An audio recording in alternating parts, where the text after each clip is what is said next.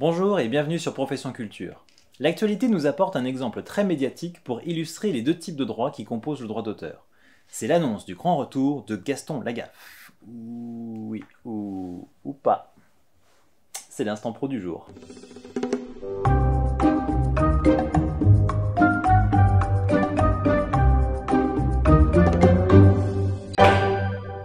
Gaston Lagaffe naît en 1957 dans les pages du journal Spirou. C'est Franquin, dessinateur de Spirou et Fantasio, du Marsupilami et du Petit Noël, qui est à l'origine de ce héros sans emploi. Franquin possède donc les droits d'auteur sur Gaston.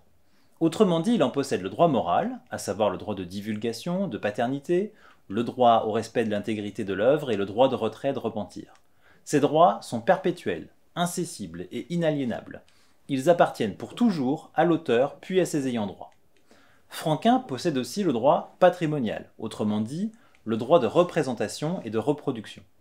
Ces droits, eux, sont limités dans le temps, jusqu'à 70 ans après la mort de l'auteur, et ils peuvent être vendus. On parle alors de cession de droits.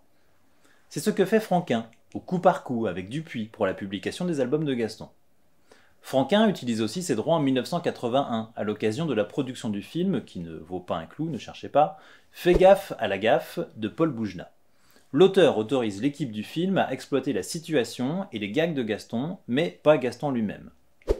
L'exploitation des termes « la gaffe » dans le titre et le visuel de l'affiche qui rappelle le personnage plaisent assez peu à Franquin qui en reste pourtant là. Il faut dire que l'époque et le rapport aux droits ne sont pas les mêmes qu'aujourd'hui. En 1986, Franquin vend ses droits d'auteur, donc uniquement la partie patrimoniale, ses droits de représentation et de reproduction, à l'éditeur Marsu Productions. Cette cession concerne non seulement les albums, mais aussi, on le supposera facilement par la suite, les personnages eux-mêmes, Gaston et ceux qui l'entourent, Le Braque, Jules de chez Smith, Mademoiselle Jeanne, etc. Je précise que la rédaction de ces contrats est importante pour qu'elle permette d'exploiter tranquillement les personnages dans des adaptations, des remakes, des suites, des préquels, etc. Franquin nous quitte en 1997.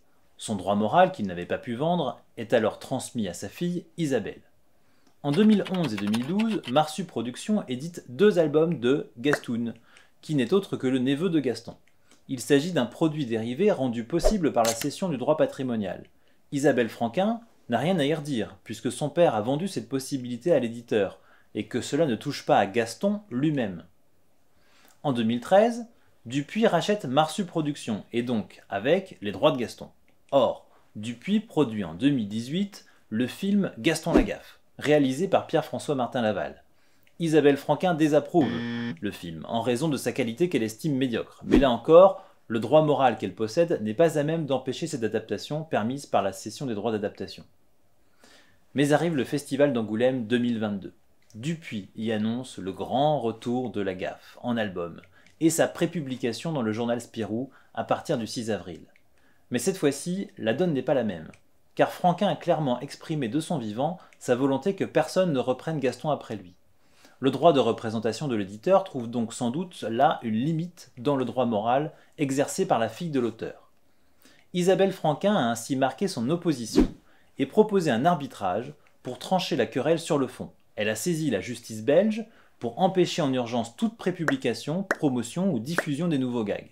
Ne cherchez pas Gaston dans le Spirou du 13 avril. Si l'audience n'aura lieu qu'en mai, les éditions Dupuis ont déjà annoncé que la prépublication était suspendue. Si vous voulez connaître la suite, n'hésitez pas à vous abonner à Profession Culture, on vous en parle dès qu'elle arrive.